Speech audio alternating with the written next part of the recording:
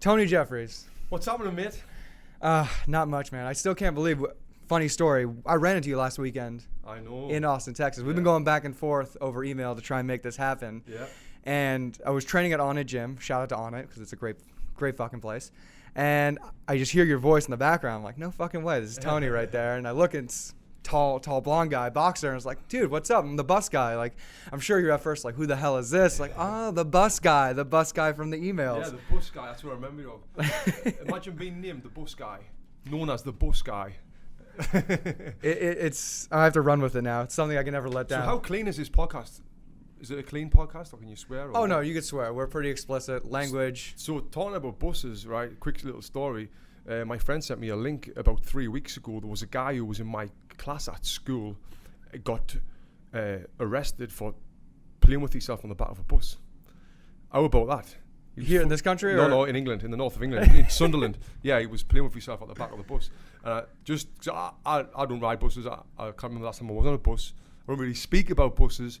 So when we're talking about, you're the bus guy. You're not that bus guy, but that just made me think about him. Oh, God. Because I want to call him the bus guy. Oh, don't you? I'm not the bus guy. Not me. Not that bus guy. Just the bus. What a way to start the podcast, talking about a guy playing with his dick on the back of a bus. Yeah, that's cool. But how was everything at Onnit last weekend in Austin, Texas? What were you doing out there? So we went on it because what I do now, I teach people how to teach boxing, personal trainers, fitness professionals, and we had a course out at the Onnit Academy at the gym there, where people have travelled from around America, from around the world to come and work with us. And we had our certification course. We had 55 people coming, and we taught them how to teach boxing and help build their careers in the fitness industry. So that's a big passion of mine right now, and something I love to do. And yeah, it went really well. And like you see, Onnit is an amazing facility, great people. They've got everything we need. So it was the people, the products, and now they got that gym there. Yeah, yeah, it's so good. I love that place. We've been there like 3 or 4 times. I'm a good friend of Aubrey Marcus, who's the CEO of Onnit, and his fiancée Whitney Miller. I trained her for a fight before, so I've got a great relationship with them people. She fights? She had one fight. He asked me if I would train her for a fight. She come to LA, did a 6-week training camp with her, and then we went to Austin. They flew me to Austin. This was like 2 years ago. And okay, it wasn't recently. Like I was gonna say. Like, no, yeah, 2 years ago. Was it an MMA fight or a boxing match? No, boxing fight. How'd she do? She won. She fought a girl who had like 6 fights, and it was she did really well, and she had a fight, and she punched this girl's head in. So and that was her first fight? Yeah. Oh, and wow. then she was like, I might have another one. I'm like, no, Whitney, just stop. Just quit while you're ahead. Undefeated fighter. Gorgeous girl who can fight. Yeah. Double threat. Yeah, it is. And you as a fighter, Olympian. Right. Bronze medalist, 2008 Beijing. That had to be a coolest experience. That's an accolade on your resume, or a notch to have in your mind. Like. Yeah, it was. It's amazing. It really is, and it's changed my life. When I was 16, I was the champion of England. Well, when I was 13, I was the champion of England. 14, 15, then 16. And what the England boxing program did, they got all of the 16-year-olds, the champions of the country, and the people who were the runners-up, the finalists, put us on a training program. It was an 8-year training program for the 2008 Olympics. And I went through the full 8 years to go to the Olympics. So it was a long goal and an amazing achievement. And I always remember the head coach, Terry Edwards, saying, if you go to the Olympics, it'll change your life. And not even medaling, just going to the Olympics, it'll change your life because you be part of a very exclusive club. And I didn't really understand it until I got there and I got back. And that was 2008. So 11 years ago now, and it really has changed my life. Like you see it now, you've just mentioned it there, and you brought it up. It's like it's a big thing. Mm-hmm. So yeah, it's a huge part of me and my life, and I love it. Yeah, it's what sports are for a lot of people. I mean, sports, at least for me, I think I can say for both of us, where it's gotten us, where it's taken us around the world to, almost be ambassadors for the people of our country. And like you said, for the Olympics, right. It's the top and marquee spot, and you get to go out there and not just be the representation of the person that a lot of people don't even get to go travel these places, but you're the guy who's there and then representing people on this sports level, which gives people a lot of pride. It's a part of nationalism that's really great, something people can latch onto and get behind, especially on the sports side. So it's it was amazing. You've got the whole country behind you, and when you're in the Olympics, you're in kind of a bubble because you're in the Olympic village and you're there for like 3 or 4 weeks, and you don't know what's going on back home. So I'm from a city called Sunderland in the north of England, and no one from that city's ever been to the Olympics. So little did I know that there was camera crews, local newspapers, going round interviewing people in the streets about me and about what I was doing in the Olympics, going interviewing my old school teachers, interviewing people I used to work for, all that, you know. And I didn't know that. And when I got home and I got off the aeroplane, I went from the boy next door who owned a catering trailer to getting off the aeroplane, welcomed by hundreds of people chanting my name with banners. And I was like, wow, that's like, obviously it's not an overnight success because, like I said, I was on an 8-year training program. But when I on my way to Beijing to when I got back to Beijing, it was night and day, getting pictures with everyone, signing autographs. I didn't know that it was going to be like that, you know. And even ever since then, like I was talking to you about before the podcast, this morning I've been to a school. I took my Olympic medal in Los Angeles, talking to the kids about hard work and never giving up. You know, it's still affecting my life right now. 11 years on, I'm still signing kids' autographs now, and it's crazy. It's crazy the effect that's on my life. Yeah, it was funny when you were telling us that story. You were at a school talking about bullying. Yeah. To a bunch of it was elementary school kids. Was it? Yeah, it was. They were like 10, 11-year-old, and the lady who asked me to go, her son was in the class, and he's been coming to our boxing gym, and she said, like, there's a kid in the class bullying him. So, you know, I got him on the mitts. I got him gloves on, and I was letting him punch, and I was saying, oh, look how hard he punches. And I even said, if I was in this class now, I would never mess with this kid. That's fantastic. And then his mum was there as well, and she went, Tony, thank you so much for that. You know, it really boosted his confidence and all that. Yeah, I mean, I used to get bullied in school, so I know how horrible it can really be. You know? Really? Yeah. But how long have you been boxing for? I mean, yeah. So I started boxing when I was 10. People were messing with you even when you were. Yeah. Well, when I was 10, I got bullied. I used to have a really freckly face, and I used to call me freckly and call me horrible names. I come from a different school, moved to school, and I'm 10 years old. I went home and I was upset and crying. And what my mum and dad said is, tomorrow when you're going to go to school, as soon as you see that bully, you're going to punch him as hard as you can in the face. And I went, I'm not doing that. You are. And I was crying and, no, I'm not. Anyway, they made me go to school, and when I seen the bully, I punched him as hard as I can in the face, bust all his nose. And this is a 10-year-old. And you know what? He never said a word to us ever again. I never got bullied ever again through that. I ended up becoming friends with this kid eventually. But, you know, that's how I got taught to deal with the bully. And it worked, you know. But I couldn't see that in these schools. If anyone bullies you, punch them in the face, you know, in front of the teachers, even though that might be the right way of doing it, you know. Well, it's interesting you say that because, like, it's a different time now. Yeah, it is. In terms of, like, where you can, you know, make a stand and a stance, because, I mean, in the end, your parents aren't there. We're all breeding this idea of tribal creatures. You know, we're off on our own. We have to make something for ourselves. We have to define who we are. And we have all those unique moments. And, you know, it's that moment for you, giving that kid a knock in the nose, you know, help define, you know, not just to who you are, because, again, you didn't want to do that. Right. But it's like people above you or people that you looked up to, or the people that know better than you, your parents and your family. They said, hey, listen, we know there's some kind of greatness. You know, they knew you were going to be a great boxer then and there.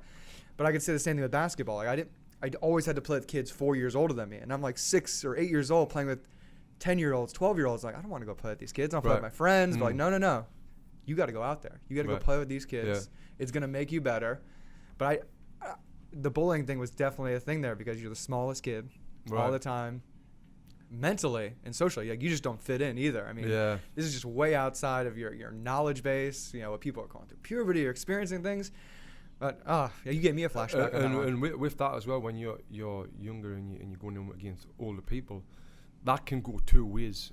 It can either make you come out the way you did and give you more confidence. You've been working with the bigger kids, or it can kill your confidence because at a young age you're never going to be as good as older kids, or you might be losing all the time, and it might kill your confidence, thinking you're not good enough. You know, we have kids classes on in the boxing gyms here, and the minimum age is 6, and so we'll have 6, 7, 8, 9-year-olds all in one group, and then there'll be parents bring the kids in, who's 5, and they'll lie and they'll say they're 6, and now you've got a 5-year-old going against a 7-year-old in a race and losing every single time, right?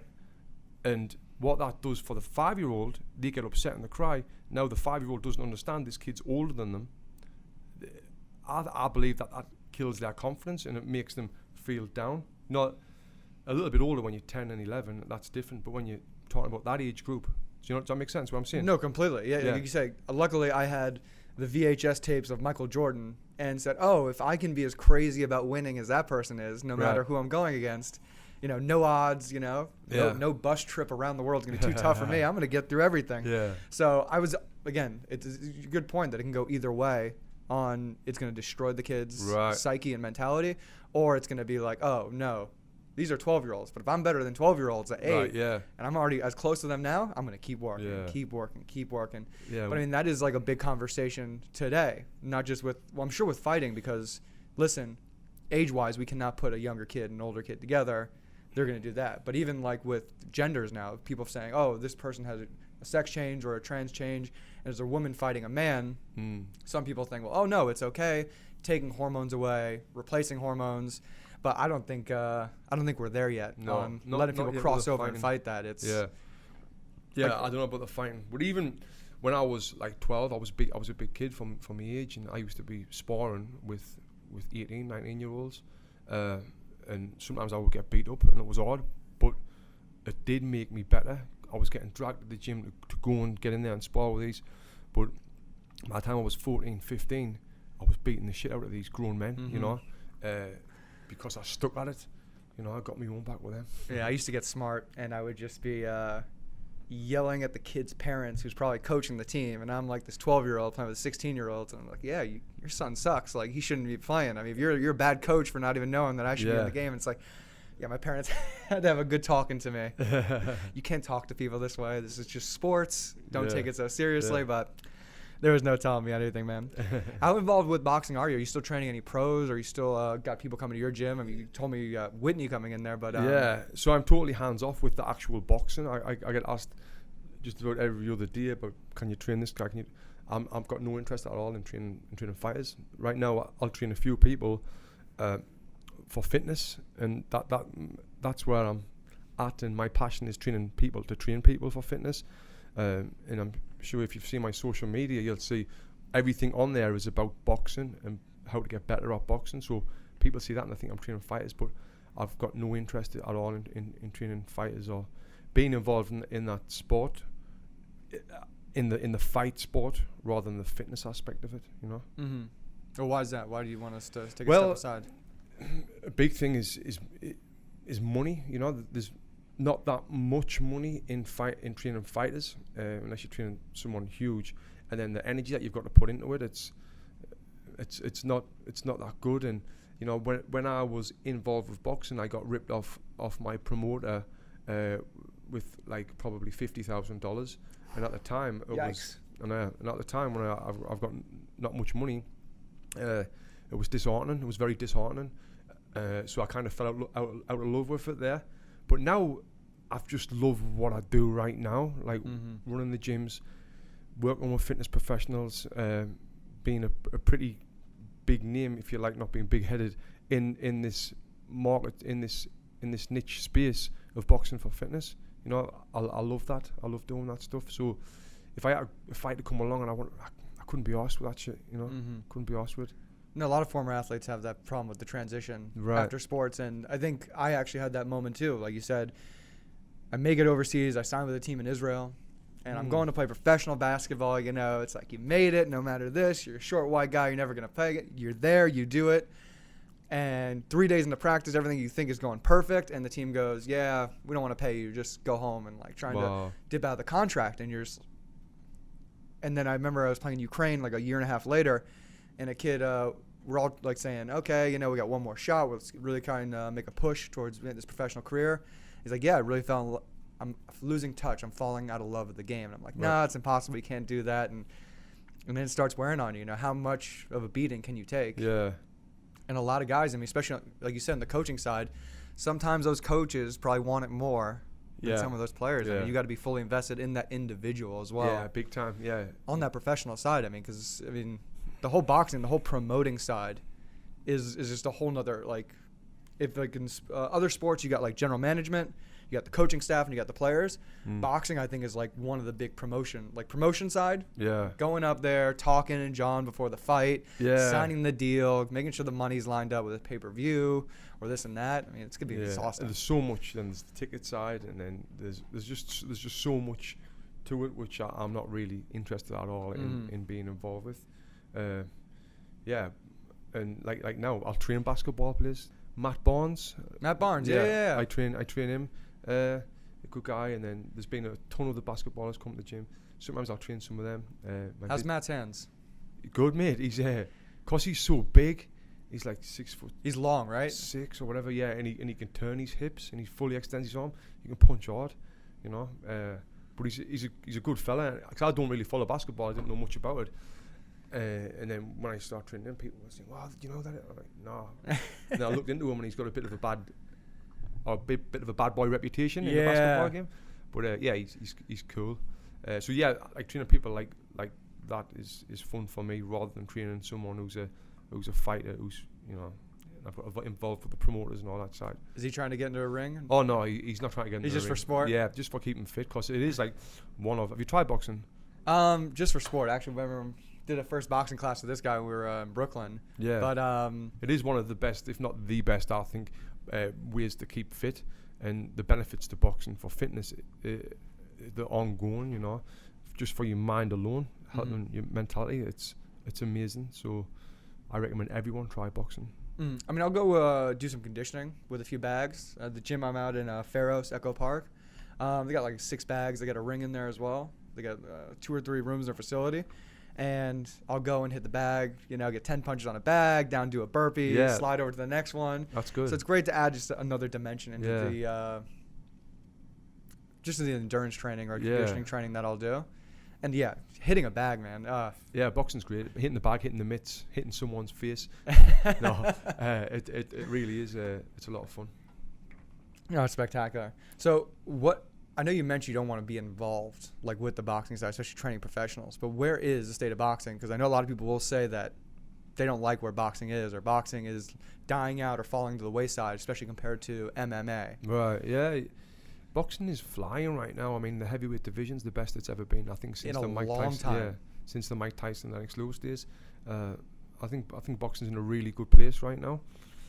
Even the middleweight divisions, a lot of the divisions are. It really is, and you're gonna get people who say that's dying now, and then again people saying that about the MMA, because MMA, UFC hasn't really got a big star anymore.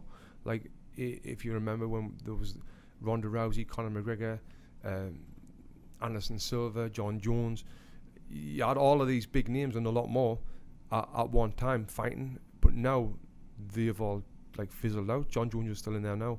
So the MMA hasn't got a great big star. So you could even see that about MMA, like, you know, is that dying out right now? You know, especially like Khabib, because like I'm sure a guy who just disappears to Georgia when it's time, and then he just resurfaces back over here. Exactly, and even him, he's not marketable really. I mean, he's got a big following over in Kazakhstan or Dagestan. Yeah. He's got a big following over there, but like, you know, I bet he'd walk down Wilshire Boulevard now and not be many people knew who he was. Unless he wore the big furry hat. Yeah, then they would. But like, and the Conor McGregor fight with him was really helped boost his profile as well. So yeah, there's not really any household names, big stars in the UFC right now, I don't think, with the MMA. But in boxing, you know, I think there might be. But I'm not going to compare the two. I think they're both great and they're both in good places. Well, on the promotional side, I mean, is that like deterring a lot of fights from happening? Because I know right now, what is it? Tyson Fury and Deontay Wilder have fought recently. Yeah. And they're trying to get Anthony Joshua to fight either one or the other. And I don't know, that's a whole promotional thing. Obviously, these guys want to get paid and they want the right amount of money to make. But, I mean, do you see those guys ever get in the ring? I think they will eventually. But right now, it's frustrating for the boxing fans. But for the fighters, like for Fury, AJ and Wilder, you know, keep fighting, keep earning money, because this boxing game can end any time. I know that. I retired after 10 professional fights with injury, you know. So what you've got to do with boxing is get in, earn as much money as you can, and get out while you're safe, while you've still got your marbles upstairs, because you will get, anything can happen, and you can lose it all. So, you know, with them not fighting each other, I just want them to make money, you know, really. From a fighter's point of view, I want them to make as much money as they can and get out. Yeah, it would be great to see Fury fight Wilder again, or AJ fight either of them, but if it doesn't happen, well, not. But I think it will happen eventually. It's got to, you know. Yeah, we've seen less of those like multi-tiered fights. You know, you think the Ali Frazier, I mean, well, they fight 3, 4, 5 times, and just I mean, the legacy and the, you know, the epic that came along with that. It was like you're a part of those guys' lives, and I mean, traveling around the world to get these fights in. These guys do get to market themselves much more with social media, the internet, etc. But like, it just seems like you said, the fans want more. Right. We want to see more fights, and I hope we get them. Yeah, I hope so too. But you never know. I think we will, but we'll see. I mean, don't you think that happened with Mayweather and Pacquiao? It happened too late, didn't it? It happened way too late. It did. But again, they both made a shit ton of money in the meantime. And like I say, that's what it's all about. Coming from a fighter, get in, make as much as you can, and get out unhurt. Where Mayweather's done that. Pacquiao's been chinned a few times now, and you know, I think it's time for him to hang them up. Yeah. He's got a big one coming up, though, doesn't he? Yeah, he's fighting. Who the fuck is he fighting? I can't remember his name. He's got a big fight coming up. It's just been announced recently.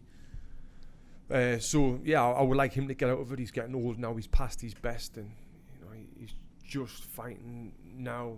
I don't know why he's just fighting, because he's got loads of money. Yeah, well, I mean, he wants some more. He's running the Philippines. I mean, yeah. Is he? I think he's a sitting senator or governor or something. He's got a role in the politics in the Philippines. So yeah, I would like to see him get out of that. Yeah, it's time for him. Yeah. And what was I gonna say? What do you think about these MMA crossover boxing fights? Like we have like Conor McGregor, and Floyd Mayweather. Conor Mayweather, that got so much criticism from boxing fans and MMA fans. Got so much hate. I absolutely loved that fight. I really do. I want them to have a rematch. It was entertaining. It was a bit like WWE when they were getting into each other's faces before. But so what, you know? And yeah, it was getting so much hate. And my big thing was, I want this to happen in my lifetime. It might not happen again in our lifetime. A fight as big as that with someone like Conor, someone like Floyd. Why not let it happen in our lifetime so we can see it, rather than happen when we're dead? You know what I mean? So yeah, I loved that fight. I really did, and I would love to see them have it again. And I've posted this on social media, and I got a lot of shit for it. But no, I like it, mate. I like the entertainment. I like the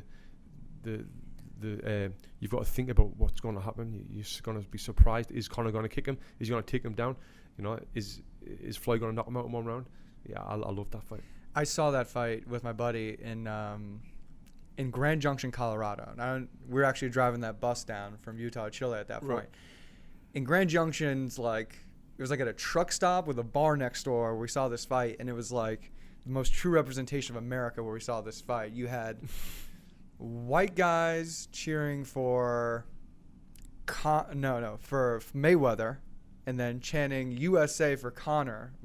It was like just the most WWE crowd you could have possibly watched it in. Yeah. In a bar where people are chanting USA for Conor because they want a black guy to win. It was just nuts. Just messed up, yeah. It was just nuts. You couldn't have watched it in a better location than boxing.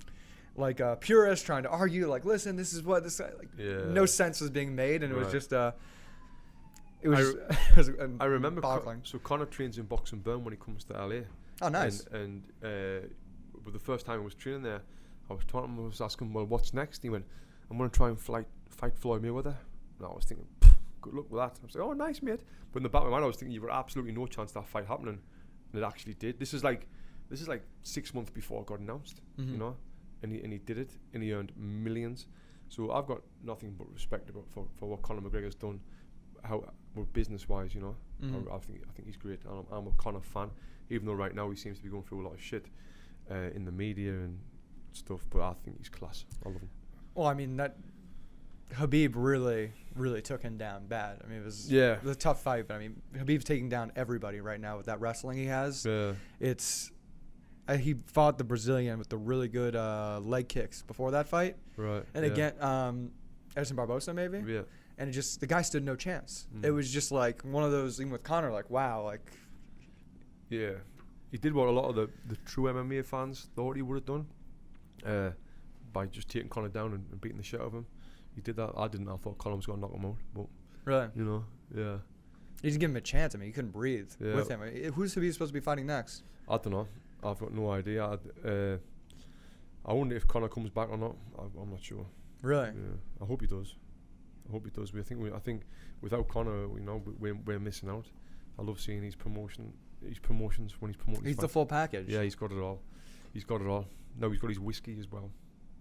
God, but like any athletes, I mean, that's what I think you and I can like recognize. I mean, what he was cashing a welfare check, you know, just or a social security, whatever check, like 3 or 4 years ago. Yeah, that's amazing. And now he is where he is today. Now he's a multi-millionaire. Same thing as what's his name with Leicester City, the soccer guy, Jamie something. Leicester City had that big run football squad. Yeah. And 2 or 3 years before, I mean, he was a plumber. Wow. Just playing in small leagues. Yeah. And slowly moved his way up to get where he is today. Right. Yeah, and that's what you've got to do. Like I said, I was working on a catering trailer selling burgers and flipping burgers outside of the Sunderland football ground. And, you know, then I went to the Olympics and it changed my life around. And then I was really smart with the money that I did earn. I used to buy houses. Every 2 fights, I'd buy a house. Now I own 5 houses in the UK. So I invested my money really wisely. And then when I come to opening a gym here, I invested the rest of my money into box and burn, and you know, and being smart about it, which is a lot of boxers, a lot of athletes really struggle with is to do that. You know, there's a lot of boxers that don't pay tax, which is a terrible idea. You know, when I turned pro, I was like, not a chance. Am I working all this hard, getting all these punches in the face to earn this money to pay 30-40% of it to a tax? Fuck that, I'm not doing that. But you know, then I got wise to it and I realised, you know, there's ways around paying less tax, but as long as you're paying tax. I know one fighter, he was a British champion, he earned I think £30,000 for his fight, which is about $50,000, and after that fight, because he'd never paid any tax running up to that, he had a $50,000 tax bill. So he had to put everything that he earned from this 12-round war British title fight, he had to pay it to the tax man or he was going to go to jail, you know. And fighters make that mistake of not paying tax and then not investing the rest of the money, you know. It's pretty crazy to me, but, you know, of course, what it is with fighters, we come from backgrounds where uneducated backgrounds. Fighters are known for being uneducated and not having good people around them, smart people around them, and not having a business mind, just a fighter. So when you get someone like that who's got money, who's getting a bit of money, you know, they don't know what to do with it. They'll spend it on a flash car with big wheels, which I did that as well. But, you know, and they'll throw it all away. Did you have any role models who like helped you, advise you like this to make better decisions, or? So my dad's always been a good businessman, and he I think I got my business brain off him. I always had a good business brain. Like I said, I bought the catering trailer and started working on that. Oh, that was your own company? Yeah, it was my own van. I was 19 years old, didn't have a clue what I was doing, never cooked a burger in my life. But I thought, fuck, this is a good idea. I got it, pulled outside, no permits or anything, just started flipping burgers, and I was making like $500 on a weekend, and then training through the week. I was making more money than any other amateur boxer at the time. You know, and it really helped. It paid off.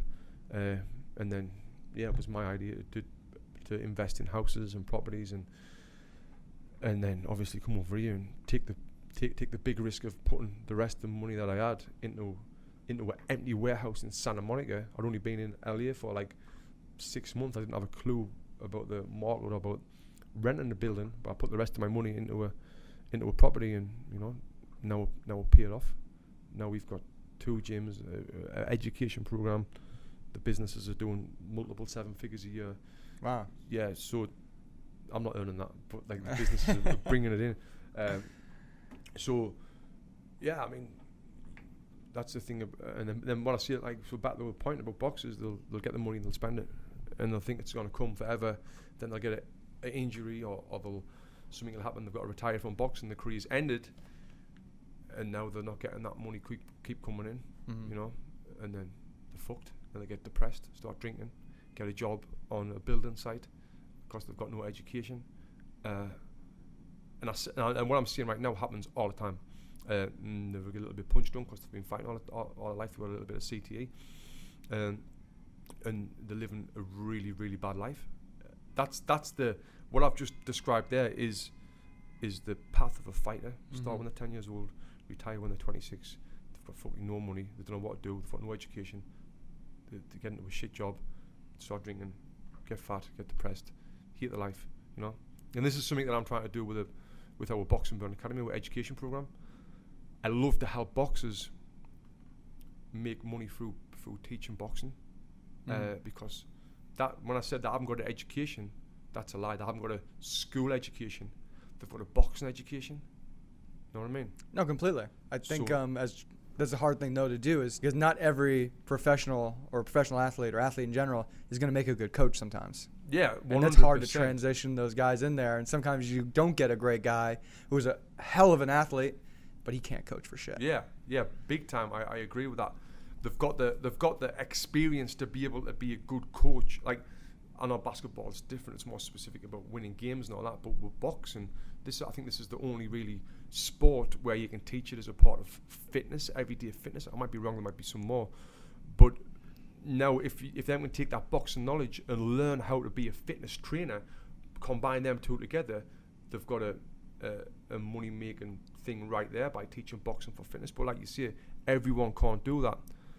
But with our program, that I'm teaching people how I did that. Now I understand how to speak to someone who wants to learn boxing for fitness rather than learn boxing to fight, you know? Yeah. To translate that, because that's the big thing in the fitness industry with boxing. I'm drifting all over here. No, you're good. I think there's, like you said, it's like the analogy I like to use is it's not a matter of, like, we're in a car, we don't really have to stay in the lines. We can veer a little bit. There's a little bit of emergency room. So as that boxer, not going out and training specifically boxers, or a basketball trainer, not specifically going to go train professional athletes or college athletes, I got to make sure someone's getting a great workout. Yeah. And I'm going to do that through basketball. It's something they enjoy to do.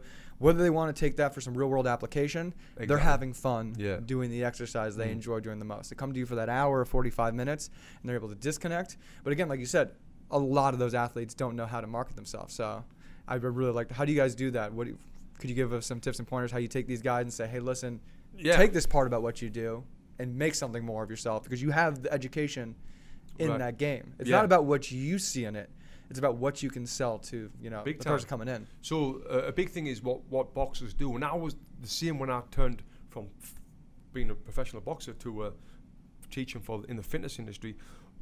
We try and make every student perfect. Like, someone comes in, they can't throw a proper jab. It's like, no, you need to do like this. No, you need to do like this. No, you need to. And we talk to them the way our old school boxing coaches taught to us, right? Where what the boxers need to understand is the number one thing people need to be getting out of the session is enjoyment, fun, right? Now, if someone comes in for a boxing session, then the trainer, the boxer, should make sure that they're having fun, a lot of fun. The second thing that they should be getting is having a great fucking workout, right? The third thing that they should be getting is learning a new skill, boxing. Now, if you get number 1 and 3 mixed up, if you try and teach them how to box perfect, what that's going to do for 99% of people who's coming to boxing for fitness is going to take the fun out of it. It's going to make it fucking boring, because I can't teach anyone how to throw a perfect jab in 1 hour. Now, imagine me spending 1 hour just throwing that straight jab. It's a fucking boring session. It's not going to be a hard workout. But yeah, the jab might not be perfect, but let's move on, and now let's throw the combination. So that's a big thing, a big mistake that boxers trying to get in the fitness industry make when they're trying to teach someone for fitness, And as well, like, my coach, if I made a mistake, Tony, what the fuck was that? Right? If I said that to one of these housewives in Santa Monica, Sally, what the fuck was that? She's not coming back to the gym. You know what I mean? Yeah. So Or if I drop my hand, I get a slap across the face. Again, if I did that with one of these lawyers who come into Box and Burn, drops his hand, whack across the face, he's not coming in again. You might have a lawsuit on your hands. Exactly, especially in this town. So we can't do that. But what I can do is, that was good, but if you do it this way and speak to them in a different manner, that was excellent. But when you do it like this, you're going to get this benefit, like this, making them feel good about the session. It's going to make them have fun. Yeah. And they're going to have a great workout, and then they're going to learn to box as well. I think so. Like, there's a great way, like you said, you got to incentivize the client coming in, but also it's like going to incentivize the boxer now. Like, hey, listen, we don't need you to train this way. We don't need you to train people in this light, in this aspect. With the slap across the face, put your hands down. Yeah. Like, we want you to be coming here, having a good time, to see. I think the number one thing that people get deterred is they don't realize what value they can provide in any situation. Yeah. And again, back to especially athletes after that. Well, what did I do? What's so special about what I do? You've already done something that's so unique and so great. And you took yourself to a professional level or collegiate level. It's still like a percentage of the population of a country that gets to go do that opportunity. Yeah. Now, what did you learn? What did you take away? And how can you give back and make that beneficial? Yeah, but big time. And another thing, what problem what boxers have when they're teaching boxing is that they've got an ego. Like, and I was the same. I'd be in the gym and I'd be saying, this boxing trainer over here has never boxed a fucking day in his life. How can he teach someone how to box? And his client looks shit, and he should be doing this, he should be doing that. It's a bit of an ego, like, and he's getting paid for that. Nah, we've got to lose that completely. We've got to lose that completely. Now we've got trainers at Box and Burn earning $2-3 grand a week teaching boxing, who's never had a pair of gloves on in their life, but they understand how to teach our methods, how to speak to a client, how to make sure they're having a good time with boxing. They're not training someone to fight in the Olympics or for a world title. They're teaching someone boxing. They give them a great workout, make them addicted to the workout, and the person's loving it, getting good results. The trainer's enjoying it, earning money. It's a win-win all around. And like I say, that's a big thing. What athletes, especially boxers, do, that have that ego, thinking, no, you can't do it. I'm right there with you, man. I went through it as well. Right. Yeah, you see it. You're like, oh my God. Yeah. Especially it was bad at first. I'd be in some gyms teaching basketball to kids, and you're seeing some guy just yell at some kids, and once you've already recognized, like, oh, I'm teaching a 7-year-old, whether they know this or not, and you're hearing them yell, and they're already teaching the strategy wrong. It's almost you want to go over there and slap the coach, not the kid. And it's like, oh God. But I guess with basketball, it's different because you're different in the way it is, like, you've got to be good, you've got to be perfected, right? Because it's not just a workout. Am I right or wrong? Yeah. Again, it's going to depend on. I totally see why your academy does so well and your program, because you got to know who you're training. You got to know why they're coming to you, and then if you can do that in the right way, like guy I train with basketball now, I get him in the gym and I'm videotaping a shot. We're just out. He's not going out to be a professional basketball player. He's not doing any kind of competition, but now, because again it's a shot, there's a lot of technique that goes into that basketball shot. And he's looking at the videotape. He's studying film on the side now. Like, hey, so I'm twisting when I shoot, and my hand's not coming in. And I see what you're talking about. I'm shooting with two hands because my left hand goes forward. Okay, so what do I need? So he's actually buying into, I want to be better, even though we're going out to just get some shots. Right. We're doing some ball handling drills. How can I be better? And again, you sell them on the idea of getting themselves better with the program itself. But same thing with kids. I mean, it's just a matter of how you instill those good little disciplines. Yeah, the good fundamentals. And again, like you said, you're just going to be in the gym someday maybe, just throwing one jab for an hour. Yeah. If I'm training a kid who's like, I never trained before, or even like middle school, high school kid, I don't even let them touch a basketball first time. We're getting your footwork down. Right, We're going to be running around the gym, seeing how you stop, how you pivot, how you twist and turn, because you can't look down when we play. Right. You got to be dribbling the ball. So with that, with what the way you're teaching there, it's like, what is the end goal with that kid? If the end goal is to be playing for the team and to be a really good basketball player, that's the shit you've got to do. Same with boxing. You've got to come in, you've got to work for that job for an hour. But if it's someone coming to you for a fitness session, you're not gonna, for a basketball fitness session, you're not gonna touch a basketball.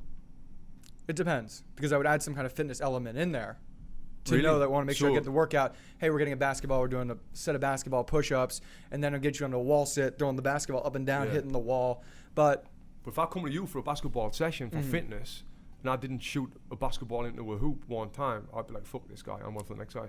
Well, again, it would depend, because like I said, even with the kid, if I had him coming in, if he was not going to be a professional basketball player or not, we got to teach him how to stop and go, because we don't want him traveling on the basketball court. Right. We don't want him moving and stopping and going. If he doesn't know that he just has to be stationary, even without the ball, well, he's going to go into a game and just not even know the rules. Right, yeah. Yeah, two different concepts, because like I say, you're competing with basketball. That's a competition really with basketball. In boxing, these people are not competing. They just keep them fit. Yeah. Yeah. Well, again, it's like when you say we get the basketball drills out, and you just remembering, you go to basketball camps and those silly little competitions you do. I think I did like a layup competition. You put 2 chairs on the elbows, and you're just going up and down, around, shoot a layup, rebound, around. How many you can get in a minute? And I think like I posted on my social media, it gets like 3,000 views, and I'm like, well, never that many followers at this point. Like people just want to see you do a dumb little drill. But again, what's your page about? What do people want to see you do? What are you known for? And how can you market that to other people? So it's hard to step away from the game completely. Right. Yeah. When it's the thing you can market yourself as, especially in life after sports. Yeah. And you know why you got 3,000 views? Why? Because you were giving value. Right. That's it. You got to know your value.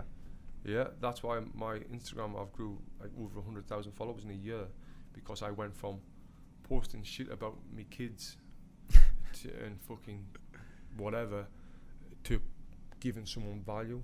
And this is a thing I taught about in the Boxman Academy as well, is talking about how to grow your social media and grow your brand. And you've got to think, like, if I went to your Instagram page right now and I didn't know who you were, would I follow you?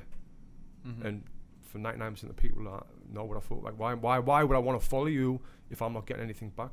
But now if someone goes to my page who wants to learn about boxing, they'll 100% follow me, because all I do on my page is give value, give value. You heard of the book Jab Jab Right Hook?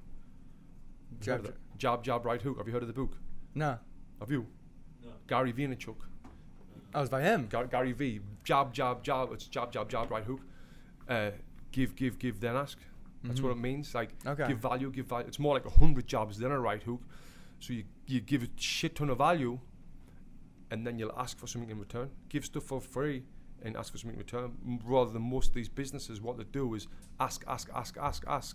Right hook. Do you know what I mean? No, a lot of people don't understand that. Yeah. They don't understand, like, hey, how can you market yourself? Like, especially with the podcast. Like, okay, how do you make money on this? How do you start when you just want to get a radio show, get the microphones out and start doing that? Well, how can you leverage something of skill you learned to do that? And for me, it's been actually repurposing and the production side. Hey, I can make a great goddamn audio file. I can get some great video stuff of you, my guest, because I think something there's unique that you have to tell. And I'm going to give you everything back to you guys because, again, and people are like saying, well, how do you do this? How do you do that? Like, no. What I get, I don't know what I'm going to get or what I'm going to ask for when I need to. I want to give these people, and I want to show the product that I can show that it's beneficial to get where I want to get and go where I want to go. And with the podcast as well, it's like you see, you're giving you coming here to West Elliot to do this with me, to give your listeners value. Hopefully, they get a little bit of value out of this episode. Hopefully, so humble. If not, go to the next one. But and then what will happen is when this grows even more, and you get people asking you for sponsorships. And I'm sure what you would do, you would get a brand that you recommend, and then you'll see, all right, now I want to talk about this mushroom coffees, Four Sigmatic. Who's not a promotion. Not sponsoring us. He's a friend of mine, Terrio. But that's an example that popped in my head. I've never done any advertising with anyone, but then it's like, this really helps me get to sleep at night. These coffee drinks, your listeners are going to trust in you and your opinion. And then they're going to buy them, and then you're going to earn your affiliate or whatever from them. The influence is a really unique thing. And, you hear the term influencer. Yeah. But there is total influence. Like you said, whether it's boxing or whether you don't even get sponsored by a product, but we start talking about Four Sigmatic because I'm familiar with it. And the product's great. Yeah. It's good stuff. You want to tell people that they should be taking this for whatever beneficial reason they can get from the different products they have. Yeah. And they can go in, they can look at it. But, people listen. If I say something about basketball, someone's going to pick up and start an engagement, discussion, and that's where that influence comes in. Yeah, influencers is huge, and especially podcast influencers, because people, what they're doing now, they're listening to you and they're building a relationship with you in their mind because they've got your voice in their ears. And that's it, man. That's it. It's powerful. You're the new voice in someone's head is how I call it. That's my phrase right there. You're the new voice in someone's head. Like so we've had a friend of mine called Brendan Sharp. Have you heard of him? Yeah, Fighter and the Kid. Yeah, so his podcast is absolutely ridiculous. Crushing. I've been on it. Like, I remember I was on his other one, Big Brown Breakdown. He had it's called something else now, and the next day after it released, it had 800,000 downloads. So that's 800,000 people in your ears. Then it had like 1.5 million downloads altogether. Mention what we've just spoke about there in the Boxing Burn Academy. If we went that in depth, with what we've done on this podcast with that, tomorrow I would be getting, I would make $5,000 off people who heard it going to that. You know, we've got so much business from him mentioning us on his podcast, just like Tony Jeffries, he's got a boxing program, and then I learn like $3,000 just off him talking about it. That's how big these episodes are. Mm-hmm. Like the likes of Joe Rogan now, probably one of the biggest podcasters in the world. Like I heard he gets paid like $50,000 for an episode, for like a 1 minute talk about a product because he's that influential. No? Yeah, I was talking with the Libsyn, the company that hosts. I was at the podcast conference when I was in Austin, and Rogan just unreal download numbers with like no promotion. And then do you know Dan Carlin, Hardcore History? Yeah. When he releases a show, he doesn't even promote it, but it takes 6 months for him to release a show because he puts so much quality production. He's one of the best storytellers I've never heard out there right now. Great history podcast. It's because when he puts one out, it's 1 million downloads without even promoting it. Wow. And then when it's promoted, he's got the most downloads like per episode. Rogan's got the most because Rogan gets like 3 or 4 a week coming out, and it's just and then Rogan as well. He's got his YouTube channel as well, where it's very smart. I don't know if you do this with this, where we promote it and send the video. But no, what he does, he takes clips. He takes like the JRE clips. It's a whole different segment itself. It's huge, and then that's what I prefer listening to the little nuggets from the show. So that's creating a shit ton of revenue there as well. Like Brendan as well. Brendan's just bought a Ferrari. He's fucking killing it. Oh man! So I was Brendan's trainer for his last 3 fights in the UFC. He was the last fighter and the only fighter I've ever trained. When we talk about training fighters, so I was in his corner for his last 3 fights. I was his head trainer, and now he's earning 10 times more money through podcasting than he was through fighting. I remember when they were doing, because one of my buddies was running the ads for them when they were doing the Trunk Club or one of the other Trunk Club things that him and Brian were doing. And he's like, the amount of money these guys are making just on that, sending the trunk to people's houses of clothes, it's picked out for you. It's nuts. Yeah, there was something called MyUndies or something. MeUndies was a big one. Yeah. I think I bought a pair of underwear, MeUndies. I don't know whose podcast it was, but actually really durable underwear. Again, not paid for this post, but those 3 pairs lasted. Good pairs. Yeah. I want to be respectful of your time. Yeah. We've been on 47. It's 3:10 right now. Yeah. How are you on time? Yeah, I need to leave soon.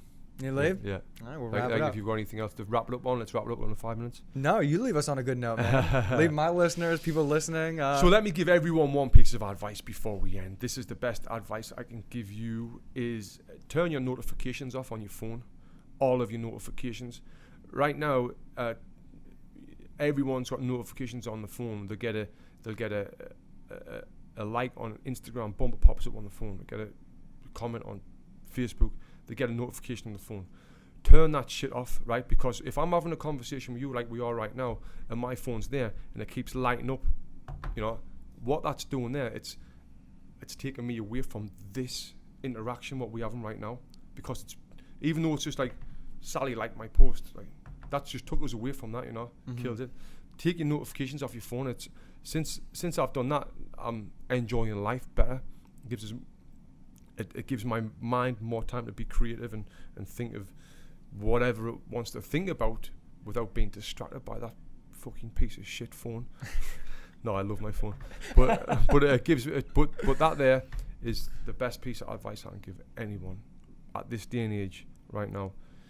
Keep your notifications off your phone. Everyone, even text messages. The only way I know I've got a text message is if I go into my actual app, the text message app. I don't even have the little numbers pop up, because I don't need it. It's taking me away from life, and we live in, so we don't want to be away from life. We want to be in life. Positive affirmations right there, man. Emma, you fucking take note as well. That's why he never responds to me. No, I can totally agree with you. I don't have all the notifications on my phone, but if it's not there, like, you just don't have a reason to go in there and look for it unless you have to go on. Yeah. How much time do you have on your Instagram now? Does it say how much time a day you spend on yours? So I've cut it down to 35 minutes. That's good. Because before I was on it for like 2-3 hours. Yeah, mine's bad right now. Yeah. Mine's bad.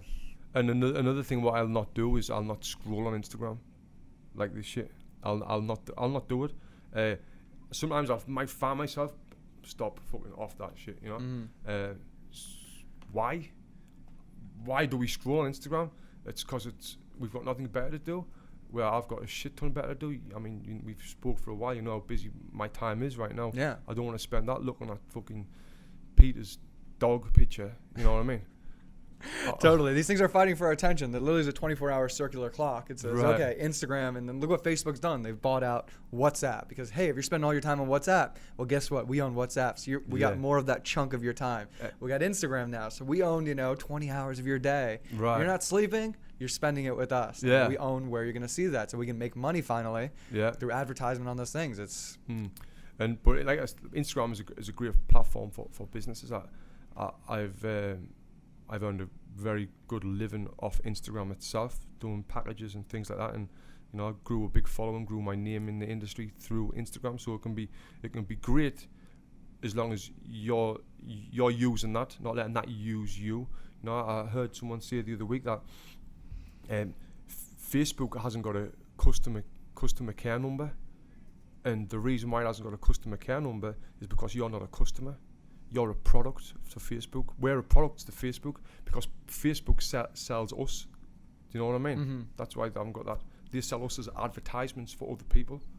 And I thought that was really, really clever. So we've got to learn how to use these platforms for our businesses or for our advantage rather than letting them use us for their advantage.